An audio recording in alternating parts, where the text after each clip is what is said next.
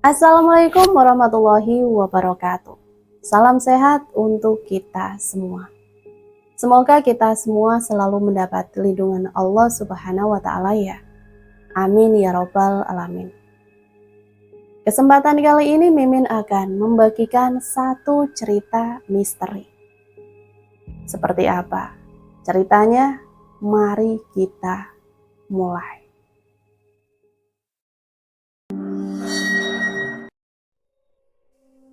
Perjalanan dimulai dari kota ke kota, hingga sampai ke sebuah desa yang berada di kaki Gunung Lawu. Terdiri dari 7 pendaki yang berasal dari berbagai daerah, seperti Medan, Palembang, Yogyakarta, Jakarta, dan Bandung. Mereka semua memberanikan diri untuk mendaki ke puncak Gunung Lawu, karena untuk menikmati pemandangan yang eksotis. Walaupun di gunung ini menyimpan banyak misteri yang belum terpecahkan. Tepat pada pukul 4 sore, mereka telah berada di kaki Gunung Lawu. Namun sebelumnya mereka bertemu dengan seorang kakek tua yang merupakan kuncen, juru kunci gunung ini. Kakek itu berbicara menggunakan bahasa daerah yang tidak dimengerti oleh keenam pendaki tersebut. Untungnya Fahri yang merupakan keturunan orang Jawa dan juga bisa berbahasa Jawa, dapat mengerti apa yang dibicarakan oleh kakek tersebut. Arep opo kue neng kene? Gini kek, kami ingin mendaki gunung ini dan maaf, kakek siapa ya? Oh ya kek, tolong gunakan bahasa persatuan. Teman-teman saya nggak mengerti apa yang Anda ucapkan. Kakek itu meletakkan cangkulnya di atas tanah. Dilihatnya satu persatu pendaki yang berada di hadapannya kini. Kalau kalian ingin mendaki gunung ini, saya harap kalian dapat menjaga tata krama di sini. Kakek itu pun pergi meninggalkan ketujuh pendaki yang masih terngangah karenanya. Ingat, jaga tata krama, ucap Arga. Siap bos, ucap Akila sambil memberikan hormat padanya. Kemana kita akan jalan? Tanya Joshua. Arga mengeluarkan kompas yang berada di dalam tasnya dan segera menentukan arah menuju puncak. Wih, kita lewat sini, ikuti aku ya. Awas ya kalau sampai nyesat, aku akan hancurin barang berharga kamu itu, celetuk Feby. Bah, barang berharga, aku ambiku dengernya anjir, ucap Joshua. Mesum ujar Sela. Mereka pun berjalan, namun tertunda karena Leona mengajak mereka selfie terlebih dahulu sebelum memulai perjalanan menuju puncak. Mereka terus berjalan hingga menjelang malam. Arga memutuskan untuk beristirahat dulu sampai besok. Mereka mendirikan tenda dan membuat api unggun. Setelah selesai, mereka pun bersantai-santai. Ada yang bernyanyi, makan, mendengar musik, dan ada juga yang sedang mengamati hasil jepretannya selama di perjalanan tadi. Saat jepretan ke-10, Leona terfokus dengan sesuatu yang aneh dalam foto itu. Ia pun menanyakan hal itu pada Akila. Il, kamu lihat nggak ini makhluk apaan? Ia menarik kamera yang dipegang oleh Leona untuk memastikan. Apaan? Itu? Akila berdecak. Ah, palingan kamu yang ngedit kan? Secara kamu kan pinter kalau masalah ngedit-ngedit. Sumpah, aku sama sekali belum edit nih foto. Akila tersenyum sinis. Sudahlah, tuh lihat yang lain pada asik. Kamu malah sibuk lihat foto itu. Mau nakut-nakutin aku lagi? Woi, kamu pada lagi ngeributin apaan sih? Gabung sini sama kita. Iyalah, jangan asik sendirian kalian. Ayo nikmati malam yang hangat dingin ini. Bebe mencita kepala Joshua.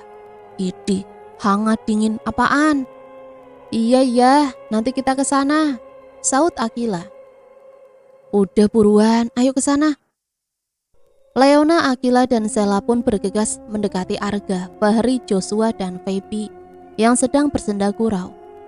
Hari pun semakin larut, mereka pun kembali ke tendanya masing-masing. Tepat pada pukul 2 malam, Akila terbangun dari alam mimpinya sambil memegang perut.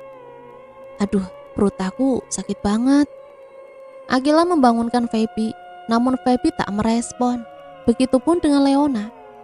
Lalu Akila membangunkan Sila. Sil, bangun dong, temenin aku. Ajak Akila sambil menggoyang-goyangkan tubuh Sila. Apaan sih temenin aku dong, udah kebelet nih. Gak bisa ditunda dulu apa? Udah malam banget nih, Kil. Ayolah. Sila mendudukkan dirinya dengan mata setengah terpejam. Lalu bangkit karena tarikan Akila yang sangat kuat. Sebelumnya, tangan Sila meraih senter untuk menerangi jalan mereka nanti. Cepetan, Kil. Iya ya bentar Tak lama kemudian Akila pun keluar dari semak-semak. Mereka pun berjalan menuju tenda. Akila merasakan kalau ia menginjak sesuatu di balik sepatunya. Ia ambil kalung antik itu dan menyimpannya di dalam saku tanpa sepengetahuan Sila. Seketika bulu kuduk Sila merinding. Begitu juga yang dirasakan oleh Akila.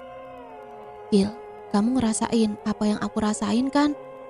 Ucapnya sambil menggosok-gosok lengan. Iya. Lalu terdengar suara langkah kaki di belakang mereka. Sila dan Akila pun berbalik. Kalian ngapain malam-malam keluar? Seketika Sila dan Akila berteriak. Lah, kalian kenapa histeris banget? Tanya Fahri lagi yang kebingungan akan tingkah mereka. Fahri, aku kira apaan? Kalian berdua ngapain malam-malam begini keluar? Kamu sendiri ngapain keluar malam-malam?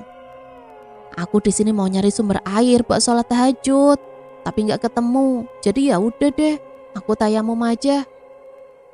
Sejak tadi Akila memperhatikan kalung antik yang ia temukan semalam tanpa menghiraukan teman-temannya yang berkemas untuk melanjutkan perjalanan. Enak kali kau duduk santai saja di sini. Kau bukan putri raja, ucap Joshua sambil membongkar tendanya. Akila hanya melirik tajam Joshua. Feby pun menghampiri Akila yang masih duduk dengan kalungnya. Kamu dapat di mana tuh kalung? Ia menatap sinis. Emangnya kenapa? Kamu jangan ngambil benda sembarangan di sini. Kamu tahu kan akibatnya? Alah, kamu masih percaya sama yang begituan? Keadaan pun mulai memanas, namun Arga mampu melerai keduanya. Kalian kenapa sih ribut-ribut? Ayo kita lanjutkan perjalanan. Jangan malah sibuk beradu mulut, ucapnya sambil mengangkat tas kepunyaannya. Di perjalanan seperti biasa, Leona si tukang eksis itu memulai membuka kamera untuk menjepret foto dan merekam video. Saat merekam sebuah video, Leona terfokus dengan kalung yang melingkar di leher Akila. Wah, kamu dapat di mana tuh kalung, Kil? Tanya Leona. Akila hanya tersenyum miring. Sifatnya agak sedikit berubah dari yang biasanya. Pertanyaan Leona sontak membuat Feby menoleh dan mengarah ke Akila. Buang tuh kalung. Seketika Akila memegang kalung yang melingkar di lehernya. Apa-apaan kamu? Sok mau ngatur hidup aku. Nih kalung kepunyaan aku sendiri. Kok kamu sewot sih? Feby memberhentikan langkah, hingga semuanya pun ikut memberhentikan langkahnya. Hei Akila, bukannya aku gak tahu ya? Kamu datang ke sini gak pakai kalung dan juga tak membawa kalung. Aku tahu pasti kamu ngambil kalung di sini kan? Mending kamu buang tuh kalung daripada kita mendapat masalah besar. Shh. Gak boleh ngomong gitu di sini, Feb. Tegur Fahri. Sabar, Feb. Di sini kita gak boleh ngomong yang enggak-enggak. Astagfirullahaladzim. Ucap Feby sambil menghembuskan nafasnya pelan. Hei bro, kapan kita jalan? Keburu malam nanti. Dan kita gak sempet sampai puncak. Celetuk Joshua. Arga sebagai pemimpin grup pendakian ini berjalan paling depan, diikuti oleh rekan-rekannya. Akila masih diam di tempat sambil menatap tajam Feby, lalu berjalan mengikuti mereka. Perjalanan yang mereka tempuh tidak sia-sia. Mereka sudah berada di puncak Gunung Lawu. Mereka mendirikan tenda terlebih dahulu, lalu membuat api unggun untuk masak karena mereka sudah lapar. Pemandangan alam dari atas ini sangat menakjubkan. Di mana Akila? Tanya Arga ia baru sadar bahwa salah satu personilnya tak ada di sekitar tenda.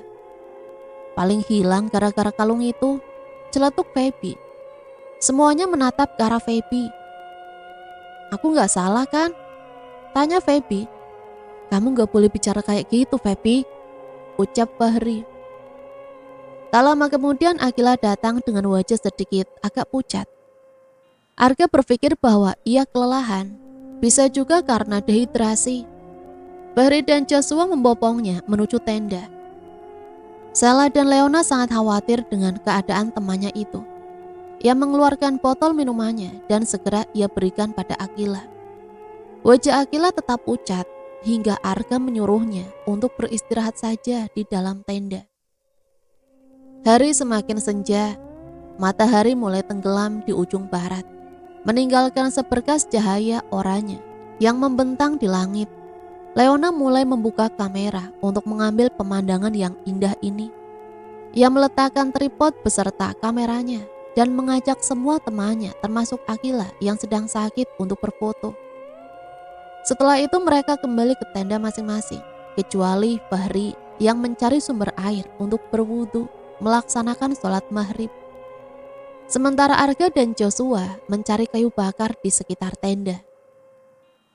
Langit menghitam dengan taburan bintang. Hanya ada suara jangkrik dan angin malam yang berhembus lembut. Suhu semakin mendingin, sehingga mereka mengenakan sweaternya dan menghangatkan diri di dekat api unggun. Mereka duduk melingkar, mengitari api unggun tersebut, sambil bercengkrama membahas tentang kuliah dan kerja mereka.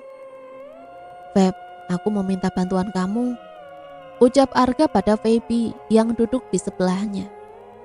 Minta bantuan apa?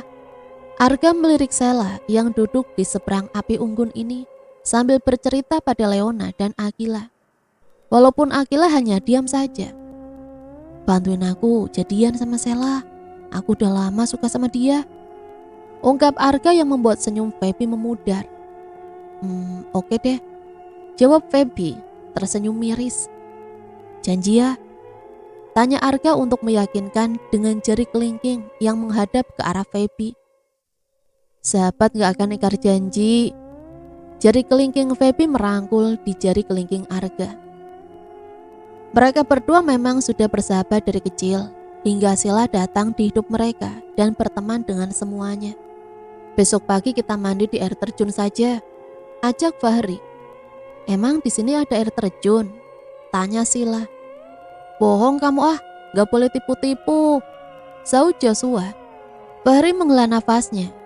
Aku gak bohong, sumpah. Tadi aku kan nyari air buat berwudu. Aku nemu air terjun dekat sini kok. Ya udah, besok kita akan ke sana. Yang cewek tidur duluan aja, biar kami para cowok bergantian buat berjaga, ucap Arga. Sila, Akila, dan Leona silakan masuk ke dalam tenda. Biar abang-abang ganteng ini yang jagain kalian, ucap Joshua yang membuat Sila dan Leona bergidik ngeri. Lah, aku kok nggak disebut? Tanya Feby sewot. Kamu kan cowok, gaya kamu aja tomboy banget gitu. Arga, Feby, Leona, dan Sela ikut terkekeh juga, kecuali Akila yang sedari tadi membungkam mulutnya. Tepat pukul 11 malam, saat semuanya tertidur pulas, termasuk Joshua yang dapat giliran berjaga. Akila keluar dari tendanya tanpa ada satupun yang tahu. Semenjak ia menggunakan kalung misterius itu, sikapnya menjadi aneh. Leona mendengar sebuah langkah kaki yang berjalan sangat pelan. Yang tidak lain adalah langkah kaki Akila. Ia mengedikkan bahunya. Seram. Leona memejamkan matanya kembali karena takut. Padahal di sebelahnya ada Feby yang sedang tidur. Pagi harinya Sela membuka mata dan menggulat. Matanya membulat ketika Akila tak ada di sampingnya. Ia pun menjerit histeris. Akila! Ceritanya itu sontak membuat manusia yang tertidur pulas membuka matanya lebar-lebar. Arga yang mendengar teriakan Sela langsung berlari menuju ke tenda di mana Sela berada. Sel, kamu kenapa? Akila nggak ada. Leona, Febri, Joshua, dan Fahri berkeliling di sekitar tenda. untuk mencari keberadaan Akila. Mereka berempat berpencar hingga Joshua yang menemukan Akila di pinggir air terjun yang pernah dibicarakan oleh Fahri. Joshua mendekati gadis yang duduk di atas batu. Puji Tuhan, Akila, kamu gak tidur semalaman.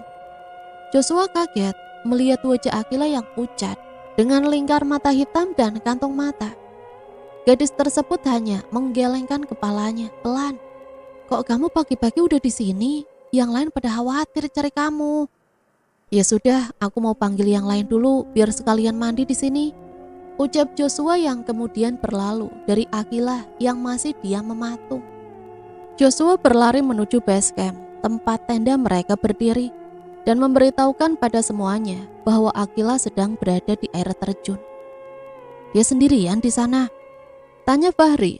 Joshua mengangguk. Cepat kemas barang-barang kalian untuk mandi. Kasihan Akila sudah menunggu sendirian di sana. Dengan segera mereka berkemas dan menyiapkan apa yang perlu disiapkan. Mereka berjalan menuju air terjun itu yang sekarang dipimpin oleh Fahri. Tanpa apa-apa lagi, Joshua langsung menjeburkan dirinya di air terjun yang dangkal.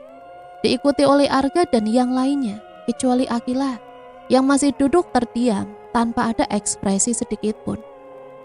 Arga, Fahri, Joshua, Leona, Feby, dan juga Sela bermain dengan riang di dalam air.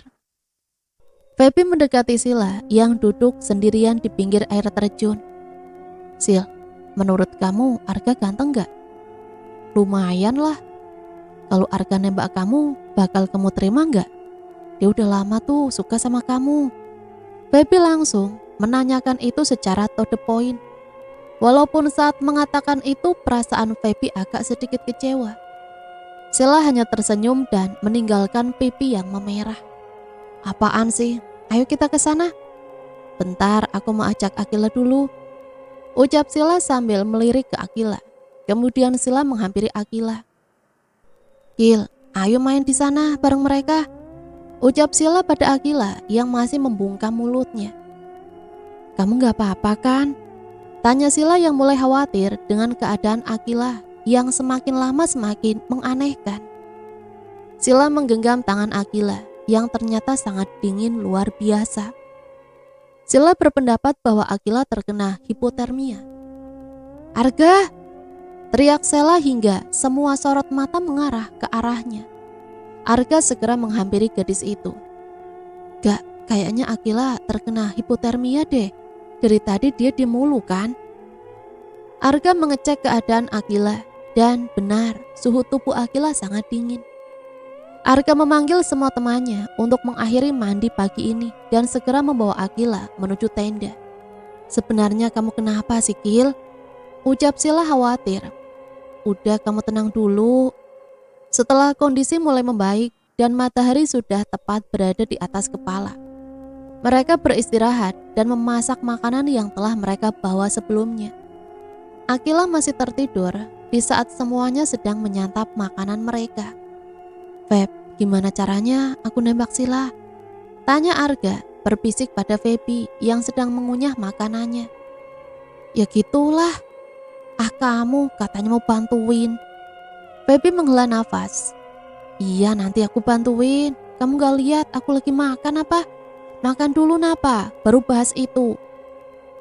Hari menjelang sore, sesuai apa yang dikatakan oleh Feby, Arga menembak Sila saat matahari terbenam.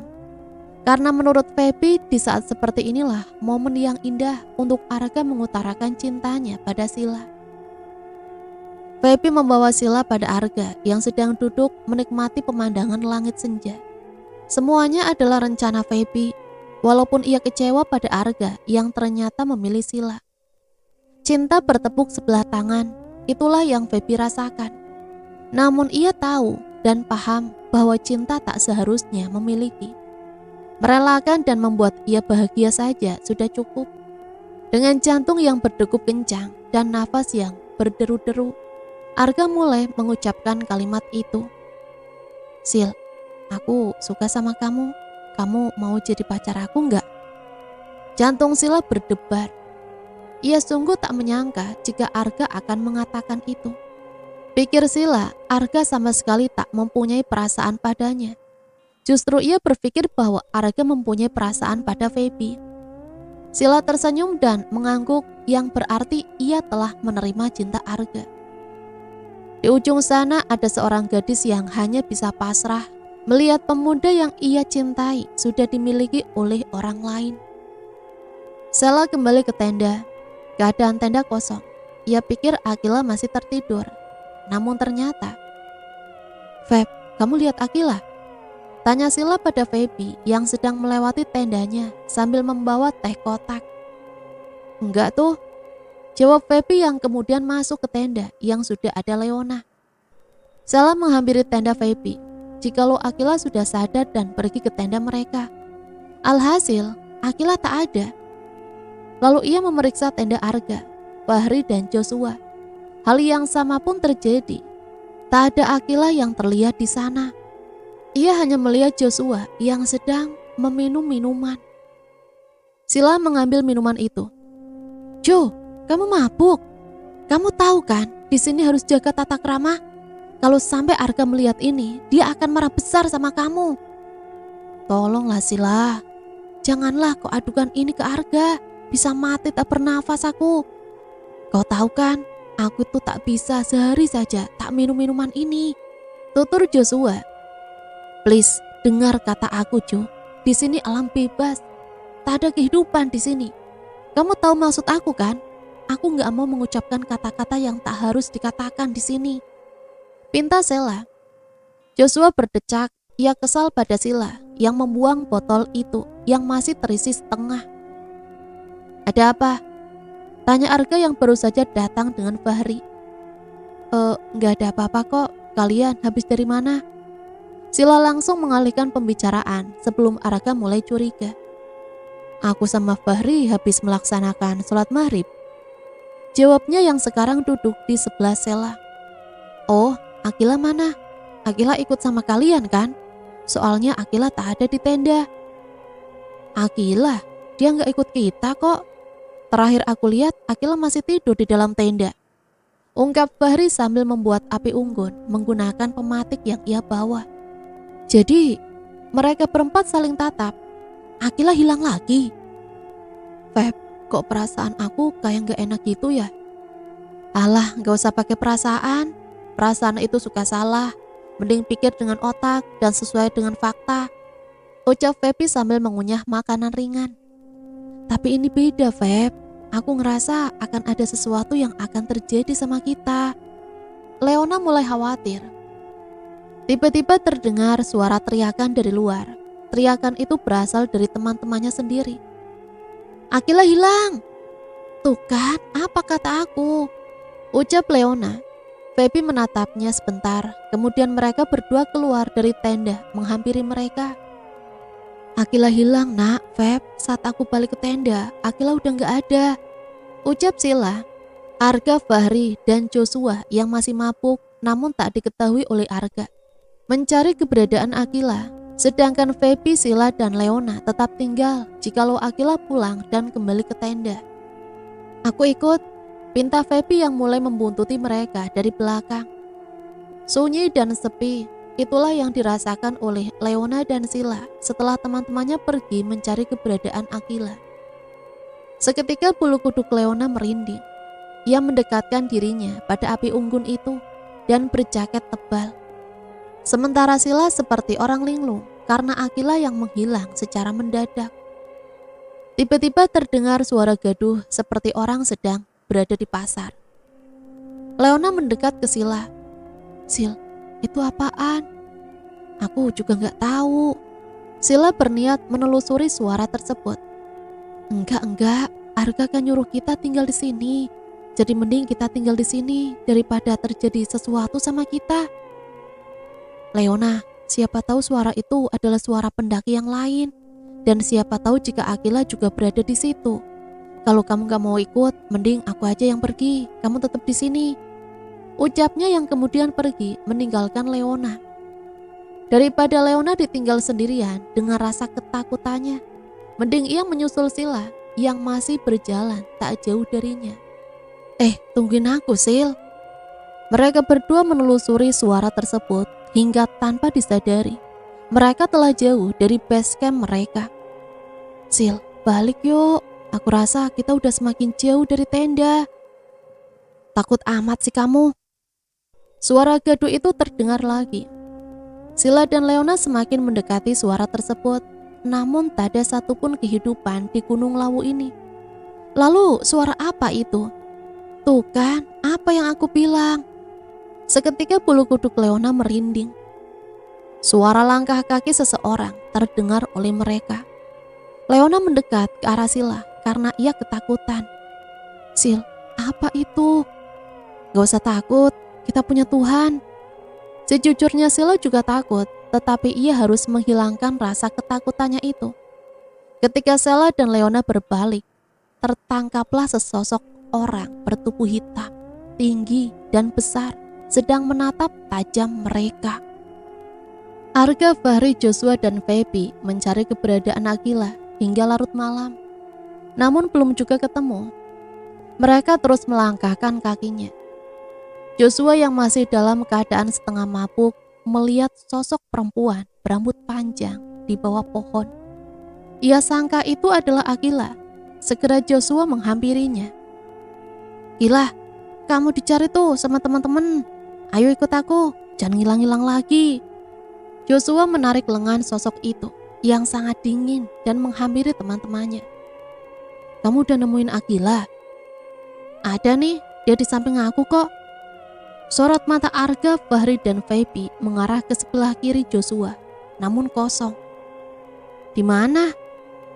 Kamu nggak ngayal kan? Tepat di samping aku. Di mana dia? Joshua melihat ke kanan dan kiri. Alhasil, tadi dia ada di samping aku kok. Arga mencium sesuatu yang aneh dari dalam mulut Joshua. Ia mendekat ke arah Joshua untuk memastikan penciumannya. Arga mulai tahu jika Joshua sedang mabuk. Kamu minum? Iya, tapi apa salahnya? Aku hobi juga. Arga kesal, ia menjambak rambutnya sendiri. Ia ingin marah, namun Arga cepat-cepat berucap, Astagfirullahalazim. Semakin kesini, Arga semakin berfirasat akan terjadi hal buruk. Arga memutuskan besok harus pulang, dikarenakan kondisi sekarang sudah tidak kondusif. Masalah Akila akan ia laporkan sebagai orang yang hilang, agar tindakan ini dilanjutkan kepada pihak yang berwenang. Mereka berempat kembali menuju tenda, namun tak terlihat keberadaan Sila dan Leona. Arga khawatir dan mulai mencari keberadaan mereka. Akila hilang, lalu Sila dan Leona kemana? Tanpa memberitahu Joshua, Fahri, dan juga Feby, Arga pergi mencari Sila dan Leona sendirian. Arga, kamu mau kemana? Teriak Fahri, kemudian Feby berlari menyusulnya. Mereka bersembunyi di gubuk tua tak berpenghuni di hutan Gunung Lawu ini. Tempatnya gelap, sunyi, dan sepi. Untung Leona membawa ponsel, ia menghidupkan flash ponselnya untuk menerangi mereka.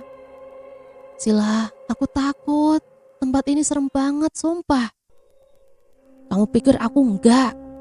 Sila memutar bola matanya, malas. Suara langkah kaki terdengar lagi. Sila dan Leona mulai ketakutan. Mereka segera bersembunyi kembali. Mereka melihat seorang kakek tua membawa sesajen dan obor sebagai penerangan jalannya. Sepertinya Sela kenal dengannya. Ia ingin membuntuti kakek itu. Aduh, stop Sil. Jantung sama kaki aku udah gak sanggup lagi buat lari. Ya udah, sekarang kamu telepon Arga Ki, Sherlock. Di sini mana ada jaringan, Sil? Tuh lihat jaringannya aja gak ada gitu. Sila berdecak, ia masih ingin mengikuti kakek tua itu. Sila penasaran, apakah memang benar kakek tersebut adalah kuncen yang pernah ia temui di kaki Gunung Lawu waktu itu. Kita bermalam dulu aja di sini. Aku takut kalau di gubuk tua ini, serem. Kamu mau diem di sini atau nyusulin kakek tua itu sama aku? Leona menggelengkan kepalanya. Ia sudah tak mau. Mending Leona bermalam di gubuk tua itu walaupun serem, daripada menyusul kakek tua itu yang belum jelas pasti apakah itu memang manusia atau bukan. Arga, ayo pulang ke tenda, kita udah jauh banget nih. Sebelum Sila dan Leona ketemu, aku gak akan balik. Ucap Arga yang terus berjalan. Feby membuntutinya dari belakang. Aku tahu Ga, tapi sebaiknya kita balik aja dulu ke tenda. Besok kita lanjutkan pencariannya. Sekali aku bilang gak mau ya gak mau. Kamu pulang aja sendiri sana. Arga dan Feby terus berjalan hingga sampai ke gubuk tua yang telah ada Sila dan Leona yang sedang tertidur di beranda gubuk tersebut. Arga berlari menghampiri dua gadis itu dan segera membangunkannya. Sil, nak, bangun. Mereka berdua terkesiap. Setan berkepala manusia, teriak mereka berdua serentak. Sadar, aku Feby sama Arga. Sila dan Leona menghela nafas pelan. Mereka lega jika orang yang di depannya itu bukan manusia yang telah disebutkan tadi. Sila langsung memeluk Arga untuk menghilangkan rasa ketakutannya itu. Tenang, aku sekarang ada di sini, di samping dan di dekat kamu. Ya udah, kalau gitu ayo kita pulang ke tenda. Besok kita harus turun dan melaporkan kehilangan Akila. Feby, Sila dan Leona mengangguk dan segera mengikuti perkataan Arga. Belum jauh mereka melangkah dari gubuk tua itu, Feby memberhentikan langkahnya. Gak, kamu yakin ini jalan yang benar menuju tenda? Menurut aku sih iya, ayo jalan. Mereka telah lama sekali berjalan, namun tak menemukan tenda mereka. Bahkan mereka berempat sudah berulang kali melewati jalan ini. Feby mulai curiga, apakah mereka tersesat? Gak, sampai kapan kita melewati jalan ini terus? Dari tadi jalan ini mulu, sampai aku ingat. Celetuk Feby. Aku yakin ini jalan yang benar, Feb. Ucap Arga sambil memperhatikan keadaan sekitar. Sela melingkarkan lengannya di lengan Arga. Arga, kamu serius? Ini jalan yang benar. Dering notifikasi ponsel terdengar dari saku celana Leona. Segera ia mengecek ponselnya. Ia sungguh senang bukan main. Ponsel aku udah ada jaringan. Kalau gitu cepat buka map biar tahu arah kita selanjutnya kemana. Leona membuka aplikasi map di ponselnya. Ia hanya men-scroll dari atas ke bawah saja. Sejujurnya ia tak tahu bagaimana cara membaca peta gunung. Feby mengambil alih ponsel yang berada di lengan Leona. Ia menunjukkan ponsel Leona pada Arga juga, karena hanya mereka berdualah yang mengerti tentang peta gunung. Tuh kan Gak, kita udah jauh banget dari base. Terus ini di lokasi mana sih? Oh iya Gak, kamu selalu bawa kompas di saku celana kamu kan? Kenapa gak gunain kompas aja sih? Kenapa gak kepikiran dari tadi ya? Saat Arga mengeluarkan kompas dari saku celananya, tiba-tiba Arga tersungkur akibat dorongan dari Leona yang takut karena ada lintah di kakinya. Lintah, ada lintah di kakiku. Kamu kenapa sih? Lebih banget dah. Arga meraba tanah untuk mencari kompasnya yang terlepas dari genggaman. Namun ia tak menemukannya. Feb, nyalain flash HP-nya. Perintah Arga. Febri mengangguk dan segera melaksanakan perintah tersebut. Tapi semuanya menjadi gelap. Ponsel Leona lobet. Kamu bawa powerbank gak? Enggak, powerbanknya ditinggal dalam tenda. Febri berdecak, sepertinya apa yang ia takutkan akan terjadi. Ia merasa mereka telah tersesat, namun Febri mencoba untuk tetap optimis. Entah mengapa malam hari ini terasa begitu sangat panjang. Itu yang dirasakan oleh keempat pendaki ini. Leona dan Sela sampai kewalahan karena terus berjalan mencari arah sesuai apa yang masih ada di ingatan Feby dan Arga tentang peta yang dibacanya. Tiba-tiba terdengar suara gemuruh seperti orang yang berada di pasar. Apa mungkin di hutan Gunung Lawu ini ada yang berjualan? Nah, terdengar lagi nih suara. Gumam Sela. Kalian bisa sampai ke sini gara-gara dengar ini? Tanya Feby. Leona dan Sela mengangguk. Buang salah satu benda berharga yang kalian bawa sekarang. Sambung Feby sambil melempar jam tangan kesayangannya itu. Jam itu pembelian dari almarhum ibunya yang sangat ia jaga. Namun apa boleh buat demi keselamatan mereka. Arga langsung mengerti dan membuang apa saja yang dibawanya saat ini. Karena Arga pernah membaca artikel tentang pendakian Gunung Lawu. Jika terdengar suara gaduh seperti orang yang berada di pasar, maka buanglah benda yang dibawa.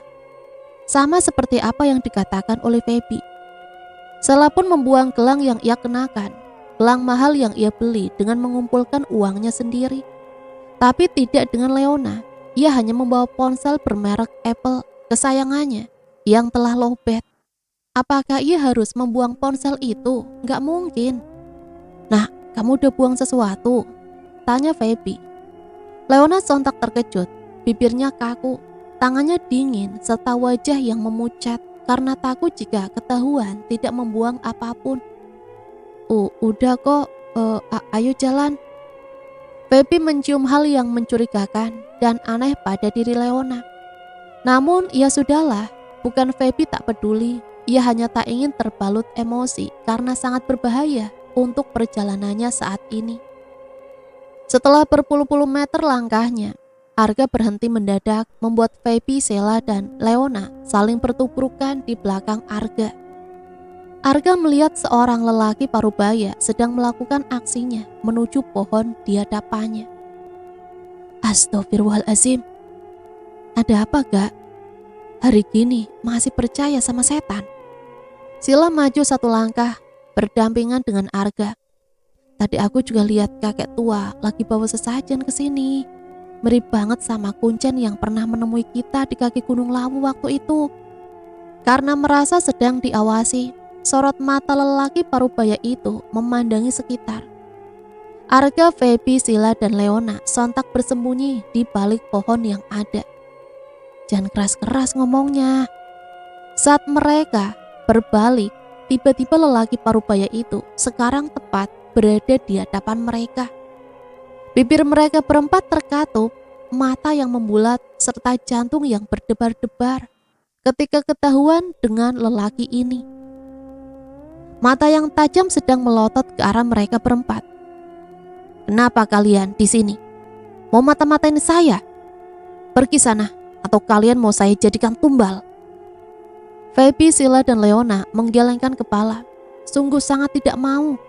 Mereka pun lari meninggalkan Arga yang masih berada di hadapan lelaki itu. Arga tersenyum sopan. Permisi pak, ucapnya yang kemudian berlari mengikuti Feby, Sela, dan Leona. Hampir menjelang subuh nih, ucap Fahri sambil melirik arloji yang terikat di tangannya. Kok mereka berempat belum balik ya? Karena hari telah menjelang subuh, Fahri memutuskan untuk mencari air untuk berwudu dan segera melaksanakan sholat. Cu, aku sholat bentar ya. Kalau mereka udah balik, bilangin aku lagi sholat. Cu, kamu dengar aku kan? Joshua memutar kepalanya untuk menatap Fahri. Sungguh, Fahri sangat kaget melihat wajah temannya itu. Ia terlihat sedikit agak pucat dan kelelahan, atau karena ia sedang mengkonsumsi alkohol. Segera Fahri pergi karena baginya percuma saja berbicara dengan orang yang sedang mabuk. Setelah beberapa menit kemudian, Fahri selesai melaksanakan sholat subuh. Ia mendengar suara seorang gadis yang ia kenali sedang merintih memanggil namanya. Fahri, tolong aku terperangkap di sini. Suara itu menggema, seketika sekujur tubuhnya merinding. Ya, Fahri hanyalah manusia biasa yang sewaktu-waktu akan ada juga rasa takutnya. Akilah, batin Fahri. Fahri menggelengkan kepalanya. Ia yakin itu bukan Akilah. Suara itu adalah suara jin yang menyerupai Akilah menurutnya. Fahri membaca doa apapun saat ia berjalan menuju tenda. Joshua masih duduk terdiam di depan tenda. Lama-kelamaan Fahri mulai curiga. Apakah dia Joshua atau bukan? Kalau bukan karena kalung yang dipakai Akilah waktu itu, kita nggak akan mendapat masalah besar seperti ini. Saud Feby. Kepala Arga berat, pusing mendengarkan celotehan para gadis itu. Arga berusaha untuk melerai mereka agar masalah tidak semakin rumit. Sudah, kalau masalah diselesaikan lewat emosi, nggak bakalan selesai. cobalah pakai kepala dingin. Kalian di sini? Tegur seseorang pemuda yang tiba-tiba ada di hadapan mereka. Sela dan Leona ternganga melihat Fahri yang tiba-tiba di sini. Kamu sejak kapan di sini, Ri? Mari ikut saya, kita pulang. Ajak Fahri dengan wajah datarnya itu, yang kemudian berjalan diikuti oleh Sela dan Leona. Mana Joshua, kok gak ikut kamu? Tanya Leona pada Fahri, namun Fahri hanya diam. Feby mencekal lengan Arga, yang hendak juga mengikuti Fahri. Ia mengatakan bahwa ada yang mencurigakan di diri Fahri, namun Arga tak percaya. Fahri itu teman kita, bukan setan. Kasihan kan, dia udah jauh-jauh nyari kita sampai ke sini. Kalau kamu gak mau ikut kita, ya udah, kamu itu memang keras kepala, gak bisa dilembutin.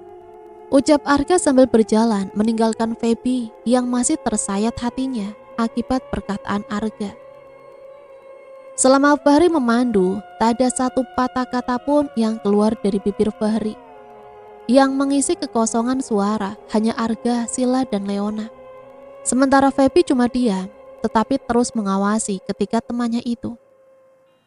Kita berhenti dulu aja di sini. Saya sudah lelah. Ucap Fahri masih dengan wajah datarnya. Tidak biasanya Fahri menggunakan kata saya pada teman-temannya. Ini jam berapa sih? Tanya Leona yang membuat seluruh sorot mata memandanginya. Aku gak pakai jam, kamu tahu sendiri kan jam aku udah dibuang tadi. Jawab Feby yang menghangatkan suhu tubuhnya di dekat api unggun buatan Fahri dan Arga. Sila melihat arloji yang ada di pergelangan lengan Fahri. Nah, itu kamu ada jam, Ri. Jam berapa sekarang? Fahri diam seolah tidak mendengar perkataan Sila. Fahri sedang membakar kayu untuk api unggun di hadapannya. Lalu Arga menyenggol lengan Fahri yang berada di sampingnya. Fahri, kamu dengar aku kan? Sela memastikan. Fahri menatap Sela sebentar, kemudian melirik arloji di pergelangan tangannya. 10. 10 apa? Pagi. Kamu yakin? Sela seperti tidak percaya dengan ucapan Fahri, karena baginya jam 10 pagi kok keadaannya masih gelap begini. Mau hujan kali, Sil, saut Arga. Tak lama kemudian memang benar ucapan Arga. Suara gemuruh petir terdengar dari atas langit. Rintik-rintik air mulai membasahi satu persatu kulit mereka. Mau berteduh di mana nih? Teriak Leona karena lama-kelamaan tubuh mereka telah basah kuyup akibat diguyur hujan. Ikut saya. Perintah Fahri yang kemudian diikuti oleh Sila, Leona, Arga, dan Feby. Sejujurnya Feby masih ragu dengan Fahri. Itu memang Fahri atau... Fahri mengajak mereka ke sebuah pondok yang jarang sekali mereka temui di hutan Gunung Lawu. Cukuplah untuk mereka berteduh sementara.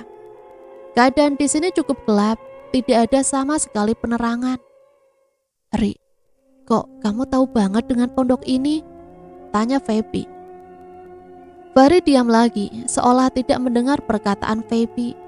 Apakah sekarang Fahri mendadak jadi tuli? Fahri, ditanyain tuh sama Feby. Leona menyenggol lengan Fahri yang berada di sampingnya. Feeling, jawabnya singkat. Kenapa Fahri makin kesini makin aneh? Dia kok jadi kayak robot, hanya mengucapkan satu atau dua kata. Berjam-jam mereka menunggu hujan reda hingga tanpa terasa maghrib menjelang. Arga memutuskan untuk bermalam di pondok ini karena hanya inilah tempat yang cocok untuk berlindung. Duh, mereka udah 3 hari gak balik-balik. Keluh Fahri pada Joshua.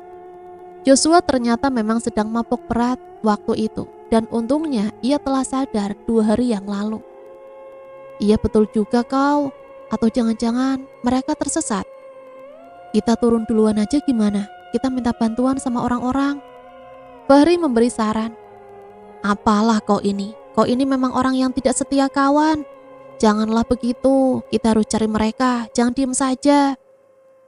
Karena merasa tidak enak dengan ucapan Joshua barusan, Fahri menyetujui saran Joshua. Mereka pun membawa peralatan mereka dan mulai menyusuri jalan untuk mencari keberadaan teman-temannya. La ilaha illallah, la ilaha illallah. Suara itu terdengar seperti orang yang akan menguburkan jenazah. Segera mereka berdua bersembunyi di balik semak untuk melihat apa yang terjadi. Dan benar, sekumpulan warga sedang membawa keranda yang seperti berisi jenazah di dalamnya. Apa itu?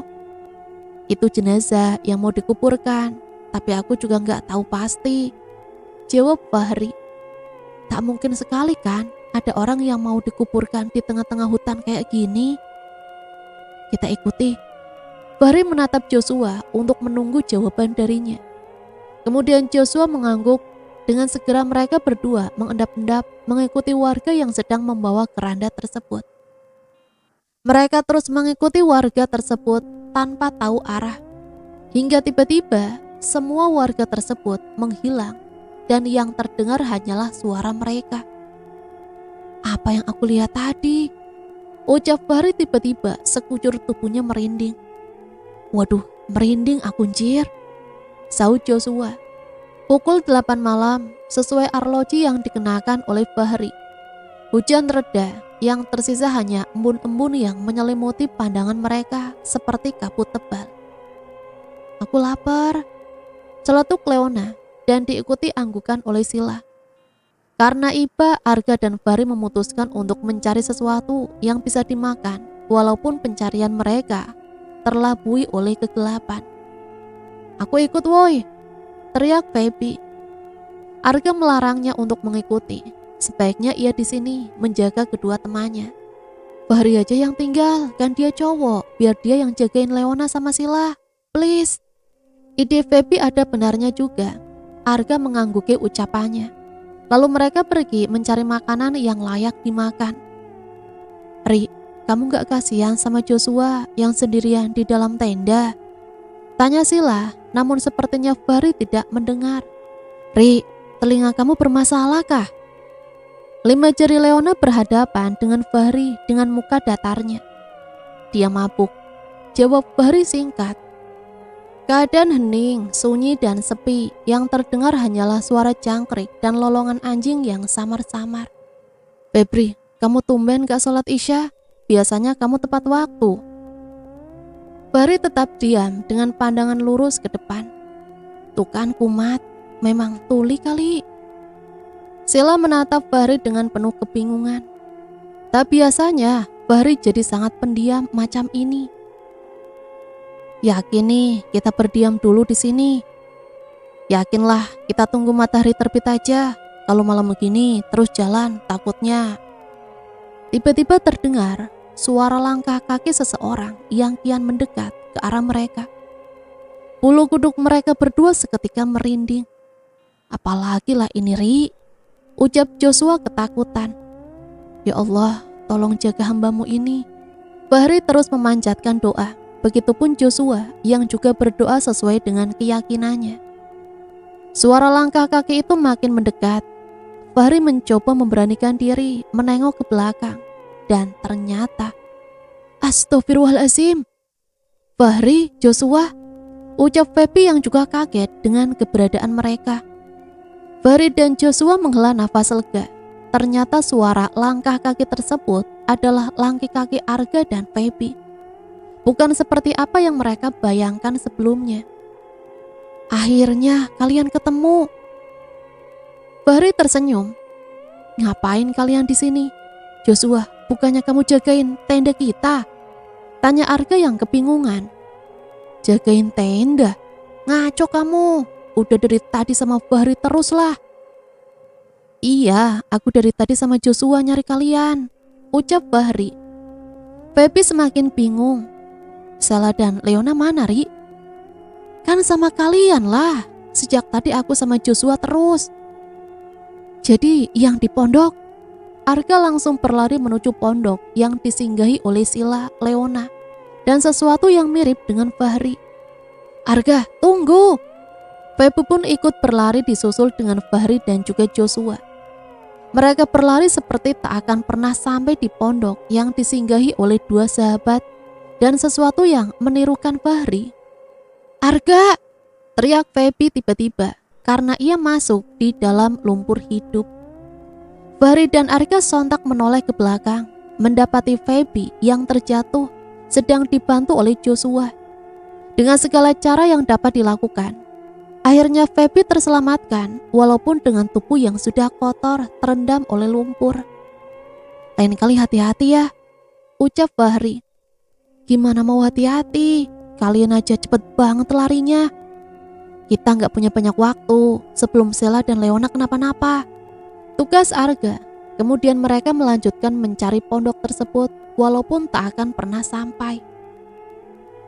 Kok Arga sama Feby lama banget cari makanannya?" tanya Leona yang mulai gelisah karena cacing-cacing di dalam perutnya mulai memberontak. Sheila melihat sesuatu yang menarik perhatian di dekat sepatunya. Ia ambil dan, "Loh, ini kan kalung yang waktu itu pernah dipakai sama Akila," batin Sheila. "Enak, ini kalung Akila kan?" Leona mengambil alih kalung yang berada di tangan Sheila. "Iya, aku inget banget. Waktu aku bikin video dia pakai kalung ini. Berarti Akila ada di sekitar sini dong," ucapnya sambil melihat ke sana kemari. Lalu Leona terfokus melihat Fahri yang perawakannya tiba-tiba lusuh. "Fahri, kamu gak apa-apa?" tegur Leona pada Fahri yang tertunduk dan diam membisu. "Fahri." Begitu Fahri mengangkat wajahnya, wajah yang rusak dan penuh dengan darah terlihat. Sosok tersebut tiba-tiba membawa celurit yang entah dari mana sudah berada di genggaman tangannya. Sontak Sheila dan Leona melompat dari pondok itu dan berlari tanpa tahu arah. Sedangkan sosok itu terus berjalan mengejar mereka walaupun agak sedikit pincang. "Astagfirullahaladzim, kita mau berlari kemana Sheila?" teriak Leona yang ketakutan dan menitikan air mata. "Aku juga gak tahu." Mereka terus berlari dan tiba-tiba sosok tersebut kini berada di hadapan mereka. Sheila dan Leona jatuh terduduk. "Sil, aku gak mau mati." Sosok tersebut berjalan menghampiri mereka yang juga menggeser mundur ke belakang. "Sheila! Astaga, Leona!" Leona terjatuh ke dalam jurang yang begitu dalam. Yang tersisa sekarang hanyalah Sheila dan sosok tersebut. "Tolong! Tolong!" teriak Sheila ketakutan. Teriakannya tersebut membuat Arga, Feby, Fahri, dan Joshua mendengarnya. Dengan segera mereka mencari di mana asal suara tersebut. "Itu suara Sheila, ayo kita cari." "Hai kalian!" Suara serak tersebut terdengar dari arah belakang. Mereka berbalik dan mendapati sosok kakek tua yang tak lain adalah Kuncen Gunung Lawu ini. "Kek, tolongin kita, teman kita dalam bahaya, Kek," pinta Feby yang memohon-mohon pada kakek tua itu sambil memegang tangannya. "Ya, saya sudah tahu. Makanya saya datang kemari. Ayo kita cari mereka." Arga, Fahri, Joshua, dan Feby mengekor dari belakang. Tak lama kemudian mereka melihat Sheila yang sedang duduk memeluk lutut tanpa ada sosok mengerikan itu. Kakek itu tersenyum. "Sheila!" Arga langsung menghampiri Sheila dan memeluknya. "Kamu gak apa-apa?" Sheila mengangguk dengan tubuh yang gemetar. "Di mana Leona?" tanya Feby. Dia jatuh di dalam jurang sana," ucap Sheila dengan terbata-bata. "Apakah kalian di sini telah berbuat dosa?" tanya kakek itu tiba-tiba. Mereka pun terdiam. "Saya tanya sekali lagi, apakah kalian telah berbuat dosa?" tanya kakek tersebut tegas. Mereka berlima terdiam, seperti sedang memikirkan kesalahan yang tanpa sengaja dibuat maupun tidak. "Salah satu dari kalian harus mati." Arga, Feby, Sheila, Fahri, dan Joshua membulatkan matanya. Kaget mendengar kalimat yang baru saja diucapkan oleh Kuncen Gunung ini. Kakek udah gila ya? Akila hilang, Leona jatuh di dalam jurang. Terus salah satu dari kita harus mati. Mana ada orang mau mati dengan cara dipaksa? Tolak Joshua.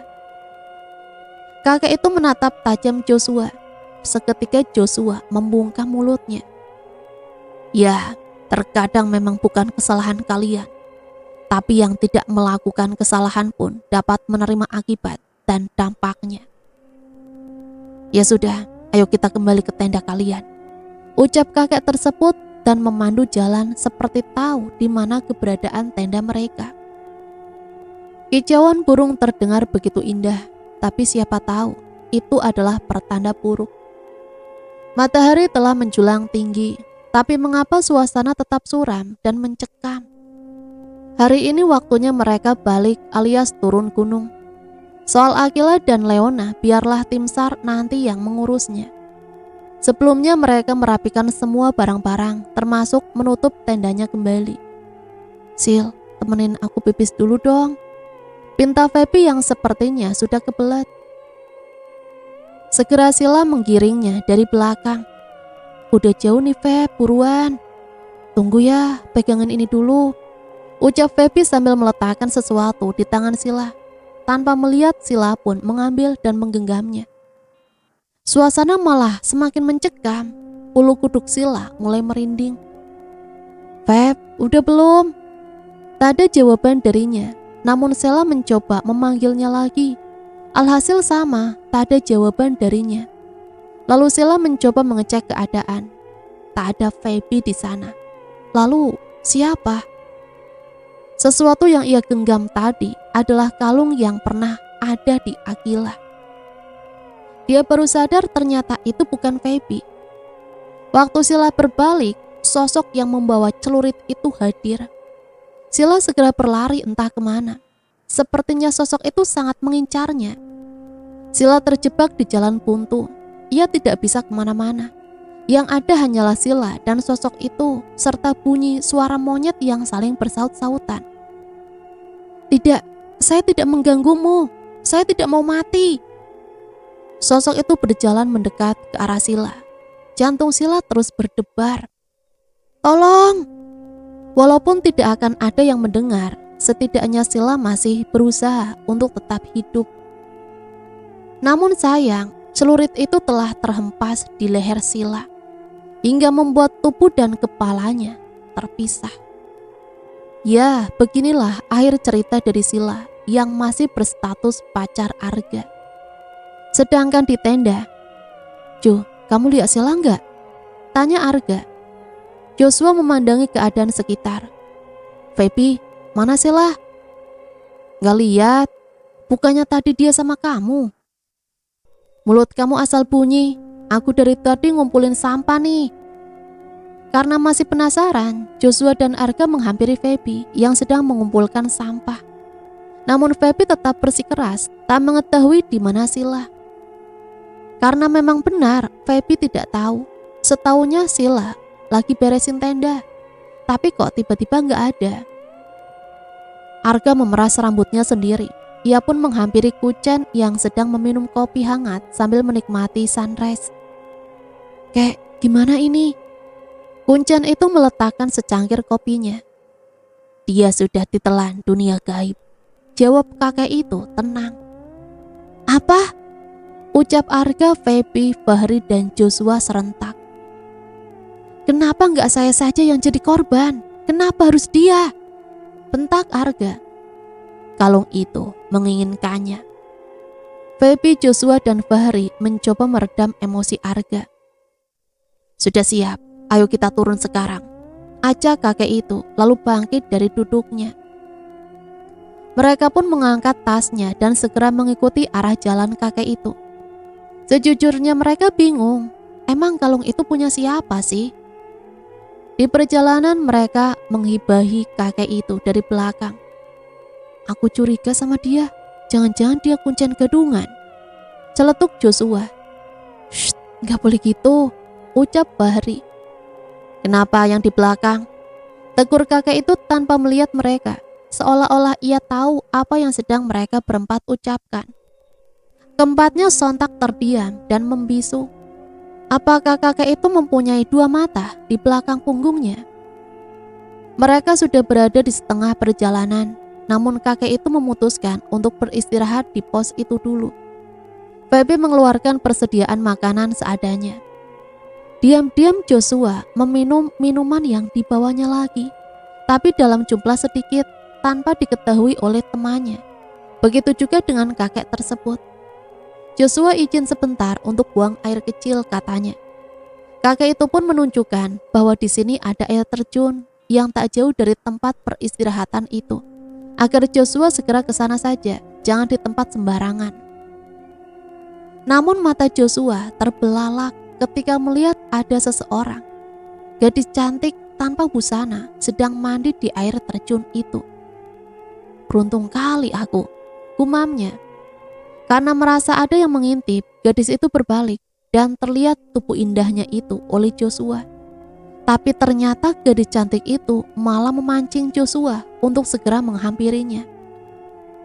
Nafsu lelaki Joshua meningkat, atau karena ia sedikit agak mabuk, Joshua pun menghampiri gadis cantik itu yang belum diketahui namanya tersebut.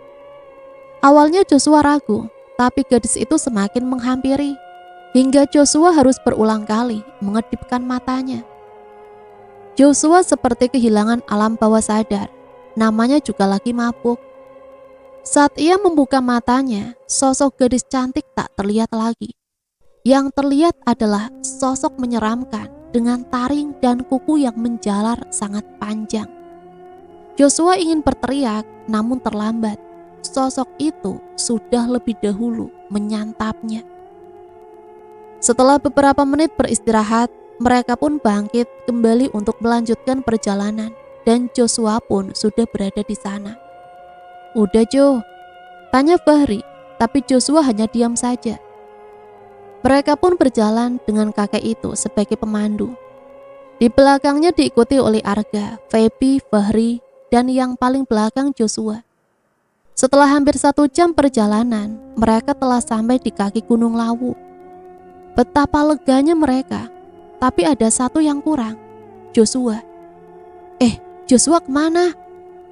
Fahri sontak melihat ke arah belakang, karena tadi Fahri lah yang terakhir kali menegurnya. "Loh, kok dia nggak ada? Tadi dia ada kok di belakang aku."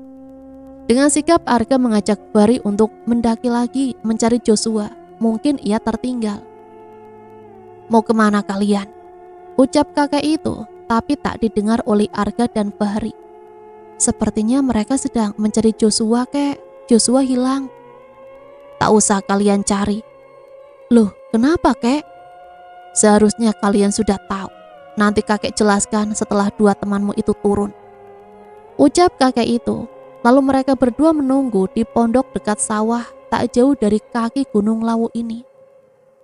Sudah hampir 1,5 jam Arga dan Fahri belum turun juga. Feby pun mulai khawatir. "Kek, kok mereka belum turun?" "Sebentar lagi mereka akan turun." Arga dan Fahri pun berlari ngos-ngosan menghampiri Feby dan Kuncen itu. "Dia nggak ada, kita sudah mencarinya hingga ke pos pertengahan tadi." "Seharusnya kalian sudah tahu apa yang sudah ia perbuat. Tata krama harus dijaga," ucap kakek itu. Arga, Feby, dan Fahri menatap satu sama lain. Ya, sejujurnya mereka masih menyimpan kedok yang Joshua lakukan. Mereka sadar, lalu mereka meminta maaf pada kakek itu atas kesalahan temannya. "Jangan meminta maaf kepadaku. Minta maaf sama Tuhan kalian dan juga alam." "Ya sudah, kakek akan panggilkan tim SAR kemari." Pencarian oleh tim SAR pun telah dilakukan. Fahri menunjukkan di mana jasad Leona berada, sedangkan yang lain sedang mencari Joshua, Sila, dan Akilah. Jasad Joshua ditemukan di pinggir air terjun dengan tubuh tanpa busana serta mata yang tidak terpejam. Begitu mirisnya, Arga, Feby, dan Fahri pun tidak tega melihatnya. Ditemukannya kepala Sela oleh tim SAR membuat Arga hampir pingsan, begitu juga dengan Feby. Arga menitikkan air mata dan berusaha tegar akan semua ini. Namun bagian tubuh Sila yang lain belum bisa ditemukan oleh tim SAR. Kecuali Akilah, sudah hampir 1 hari tim SAR mencarinya, namun tak kunjung ditemukan. Hingga tim SAR pun telah angkat tangan. Jasad-jasad mereka pun telah dibawa ke daerah masing-masing. Fahri menghela nafas pelan. Semoga ini menjadi pelajaran buat kita semua, ucapnya setelah jasad kepala Sila dimakamkan. Arga dan Feby pun mengangguk. Dan cerita selesai sampai di sini. Semoga cerita ini bisa menemani hari-hari teman-teman semua ya. Dan semoga ada pembelajaran yang bisa kita ambil dari cerita ini. Sampai di sini saya pamit undur diri, mohon maaf apabila banyak salah kata. Sampai berjumpa kembali di cerita-cerita misteri selanjutnya. Matur nuwun, wassalamualaikum warahmatullahi wabarakatuh.